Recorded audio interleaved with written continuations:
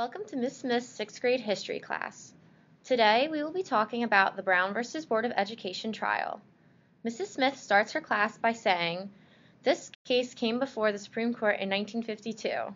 It said segregation violated the Equal Protection Clause of the 14th Amendment, and it was unable to come to solution by June 1953, so the court decided to rehear the case in December 1953. Mrs. Smith had to stop her lecturing multiple times and tell Johnny and Tommy to pay attention because they will have to memorize these dates for their exam.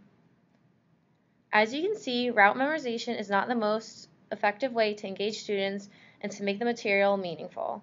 Instead, there are 3 other learning styles. Let's take a look at the first style. Problem-based learning is a style in which the teacher poses a real-world question for students to solve based on their research and prior knowledge. Mrs. Smith poses the question to her class: how do we give all students a fair opportunity to have a good, well-rounded education? Tommy reads a book about disparities in funding and education across the nation. From this book, he can find many facts.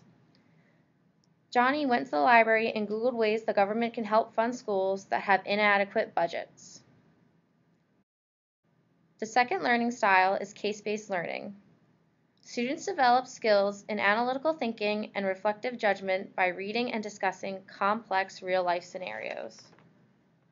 For Mrs. Smith's 6th grade class, students are thrown into the Board v. Brown of Education case by having a mock trial in class. To prepare for this case, Johnny went to his town hall to look up files from the trial. He found a lot of very interesting information. The third and last learning style is project-based learning. Project-based learning is a dynamic classroom approach in which students actively explore real-world challenges and acquire a deeper knowledge of subjects they are studying. Mrs. Smith incorporates project-based learning by having all students act as journalists to write a newspaper article about the time period when Brown v. Board of Education was occurring. This shows how the public was responding to the case. These 3 styles are much more effective than traditional lecturing and memorization because children need to come up with their own solutions to problems based on the knowledge they are learning in class and information they already have.